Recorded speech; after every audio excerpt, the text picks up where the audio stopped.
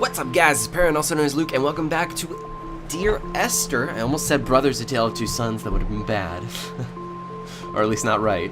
But yeah, in the last episode, we finally got out of the caves, and now we are back on the shoreline with the beautiful moon. Of course, I say that, and it's blocked by a rock, but the beautiful moon and the shore.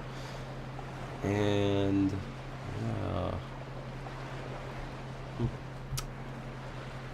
what is this?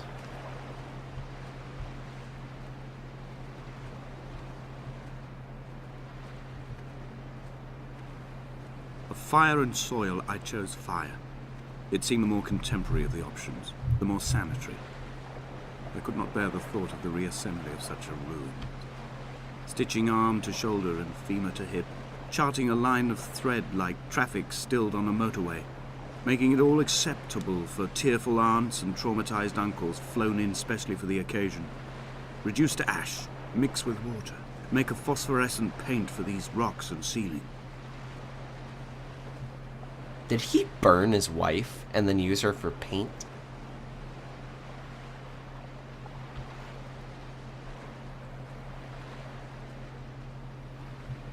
Well, alrighty then. And yet again, we have another formula.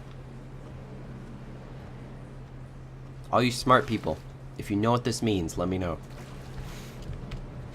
Because Lucas has no idea. Not the faintest. He is not the faintest. Hold up. Aha! That way. I know I'm skipping some stuff back there, but I really want to get through the game. Because, one, I have limited time to... Ooh. Two, this game doesn't let you save where you are. You have to go by chapter. So I don't want to have to go back and redo some stuff. What is this? Oh. Wow, okay. Okay. That is slightly depressing. Ever so slightly. If you guys have been hearing my phone going off in the background, that would be Squidge. Squidge be texting me. I talk strangely sometimes, I know. I'm entertaining though, hopefully. There were chemical stains on the tarmac. The leak of air conditioning, brake fluid and petrol. He kept sniffing at his fingers as he sat by the roadside, waiting as if he couldn't quite understand or recognize their smell. He said he'd been traveling back from a sales conference in Exeter. He'd stopped for farewell drinks earlier, but had kept a careful eye on his intake. You could hear the sirens above the idling traffic. And that was the guy that killed his wife.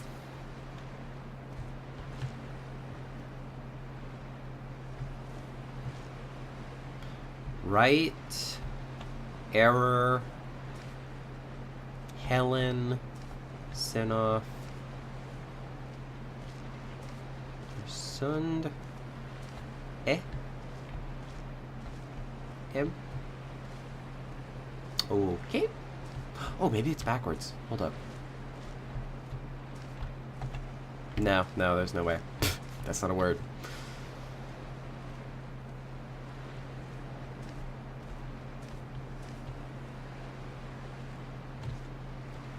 Heaven shone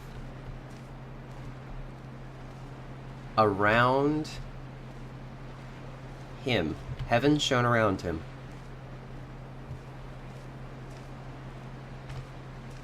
See, I'm smart.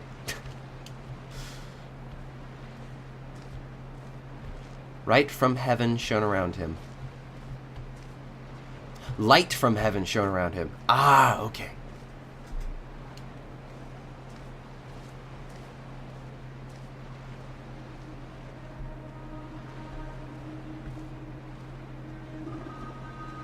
Creepy radio again! From here, I can see my armada. I collected all the letters I'd ever meant to send to you, if I'd have ever made it to the mainland, but had instead collected at the bottom of my rucksack, and I spread them out along the lost beach. Then I took each and every one, and I folded them into boats. I folded you into the creases, and then, as the sun was setting, I set the fleet to sail. Shattered into 21 pieces, I consigned you to the Atlantic, and I sat here until I'd watched all of you sink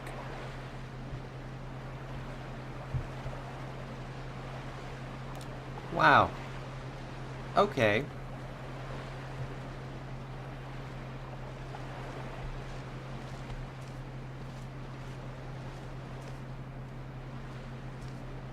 Just wow.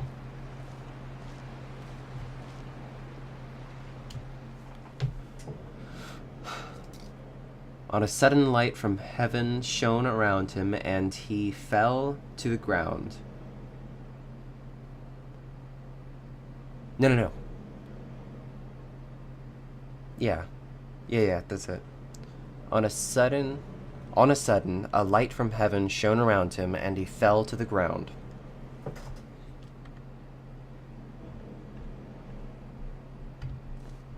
I didn't get it. I don't know what they're talking about. Ugh.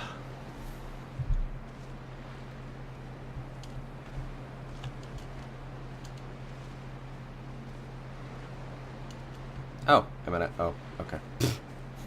Like that one glitched place. Pish. Pish.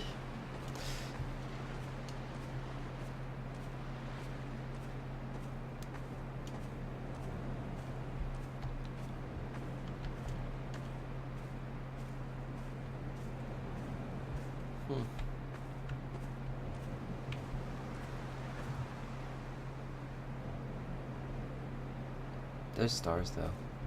So pretty.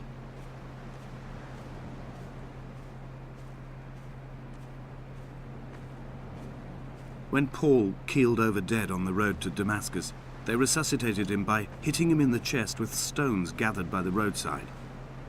He was lifeless for 21 minutes, certainly long enough for the oxygen levels in his brain to have decreased and caused hallucinations and delusions of transcendence. I'm running out of painkillers, and the moon has become almost unbearably bright.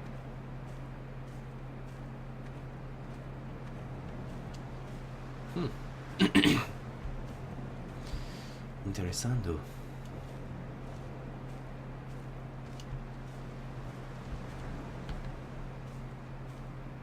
If I just head it in one big circle, I'm gonna be quite miffed. Don't think I did, though. Creepy voice. I've begun my voyage in a paper boat without a bottom. I will fly to the moon in it. I've been folded along a crease in time, a weakness in the sheet of life. Now you've settled on the opposite side of the paper to me. I can see your traces in the ink that soaks through the fiber, the pulped vegetation. When we become waterlogged and the cage disintegrates, we will intermingle. When this paper aeroplane leaves the cliff edge and carves parallel vapor trails in the dark, we will come together. Wow.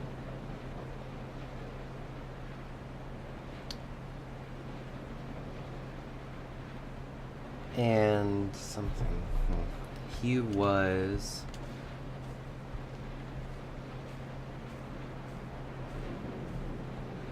Can't tell what that is. And as he was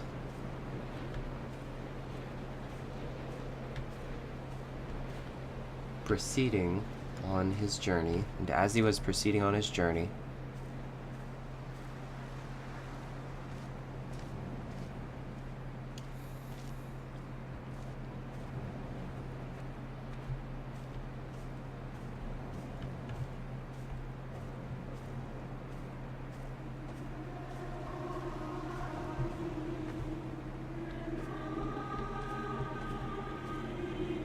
and was come never to something, I can't read that.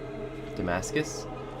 Oh, and had come near and was come near Damascus. Oh, it's quoting from the Bible. Oh. If only Donnelly had experienced this, he would have realized he was his own shoreline, as am I. Just as I am becoming this island, so he became his syphilis, retreating into the burning synapses, the stones, the infection.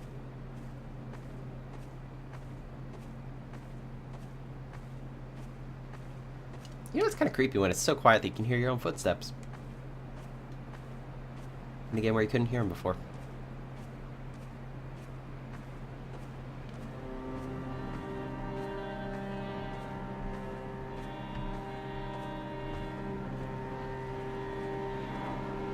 The stones in my stomach will weigh me down and ensure my descent is true and straight. I will break through the fog of these godforsaken pills and achieve clarity. All my functions are clogged, all my veins are choked. If my leg doesn't rot off before I reach the summit, it will be a miracle. There are 21 connections in the circuit diagram of the anti-lock brakes. There are 21 species of gull inhabiting these islands. It is 21 miles between the Sandford Junction and the turn-off for home. All these things cannot, will not be a coincidence.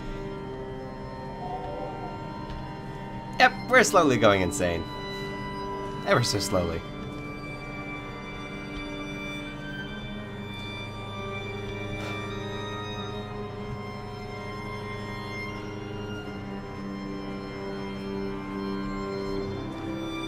And it came to pass that as I made my journey,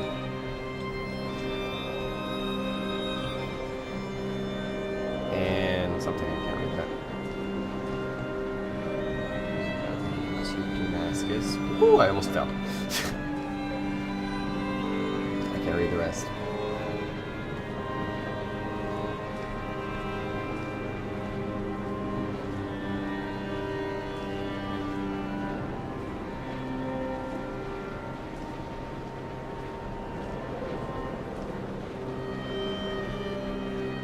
I have dredged these waters for the bones of the hermit, for the traces of Donnelly, for any sign of Jakobsen's flock, for the empty bottle that would incriminate him. I have scoured this stretch of motorway 21 times, attempting to recreate his trajectory, the point when his heart stopped dead and all he saw was the moon over the Sandford Junction. He was not drunk, Esther. He was not drunk at all, and it was not his fault. It was the converging lines that doomed him. This is not a recorded natural condition. The gulls do not fly so low over the motorway and cause him to swerve. The paint scored away from his car in lines like an infection, making directly for the heart. Just wow. I don't have any more funny commentary. I'm sorry. This has completely blown me away. I know that my commentary is usually very entertaining, and I try to make it be, but this, no, I can't do it. Wow, this is heavy. And if you get the message that it's trying to send to you, then there you go, you have it. I don't need to make any commentary.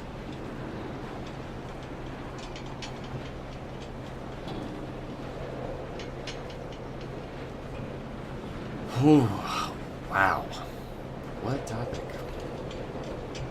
What a topic. I am the Ariel. In my passing, I will send news to each and every star.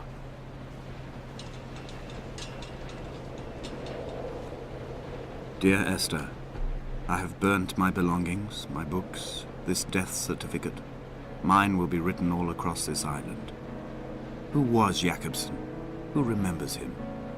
Donnelly has written of him, but who was Donnelly? Who remembers him? I have painted, carved, hewn, scored into this space all that I could draw from him. There will be another to these shores to remember me. I will rise from the ocean like an island without bottom, come together like a stone, become an Ariel, a beacon, that they will not forget you. We've always been drawn here. One day the gulls will return and nest in our bones and our history. I will look to my left and see Esther Donnelly flying beside me. I will look to my right and see Paul Jakobsen flying beside me. They will leave white lines carved into the air to reach the mainland, where help will be sent.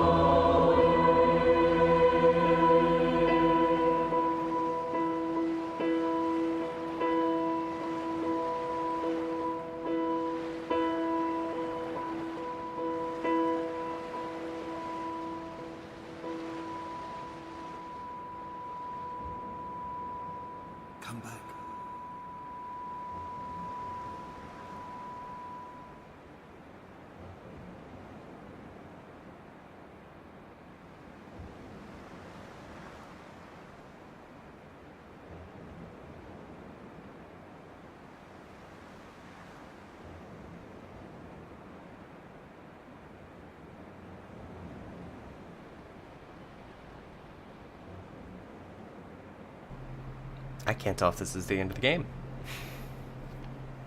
Is it?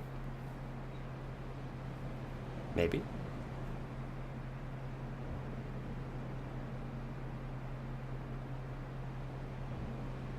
Come on, give me a clue, a hint, something.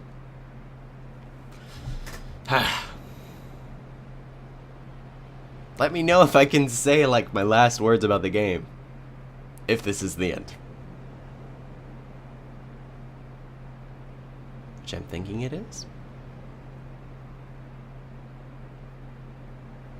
Do I just have, like, a black screen of death right now? Is this not supposed to be happening?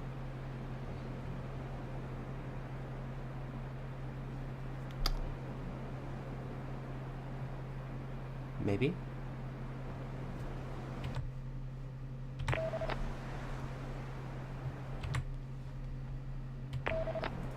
Have I reached the end of the game? Maybe? Nothing? Something? Anything? Maybe?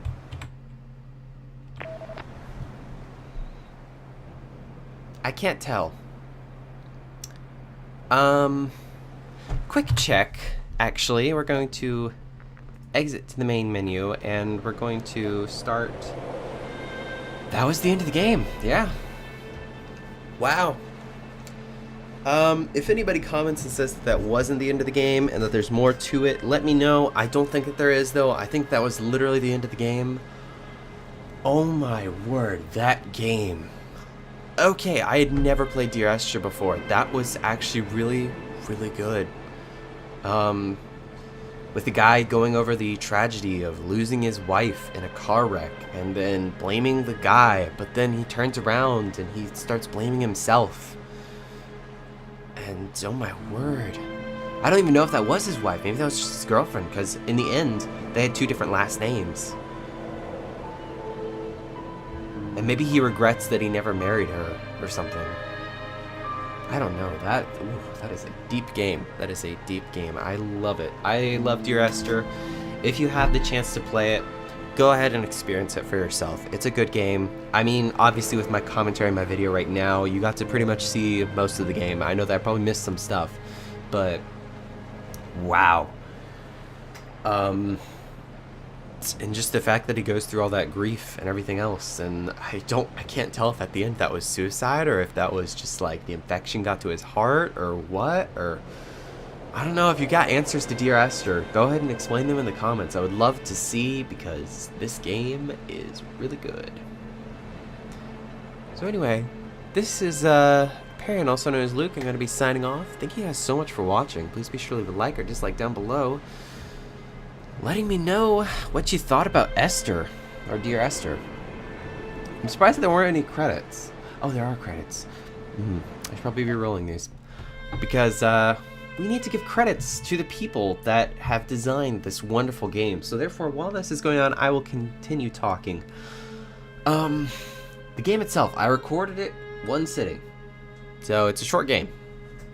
I know there was one cave that I missed, and then one thing on the shore that I missed. But all I have to say is bravo to the game creators. Bravo. I know this game was created a long time ago, but bravo. That was a great job.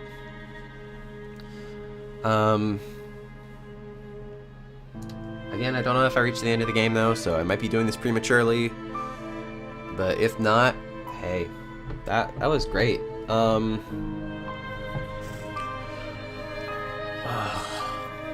One thing that I'm just curious about is all those formulas and stuff. What are they for? And maybe that, like, okay, what was it, like the half circle and then the line that went like the 2 arrows or something? Maybe that was the car crash, and like the 2 arrows are both of them being flung out the car. But then again though, he said something else in the, I don't know, I'm very curious. All this stuff is very interesting. It's a very well written game. So with that, and now with the credits having been rolled and credit having been given to the creators of this game for creating an awesome game, you guys did a great job. We are now going to be ending Dear Esther. Thank you all so much for watching. Please be sure to leave a like or dislike down below, letting me know how I did, or how the series was, really. And also, please be sure to comment down below with what you think about Dear Esther. If you have any answers to any of the many questions which were brought up during this. And also, please be sure to subscribe if you like my content. I try to put out at least one video a day, as I've said before.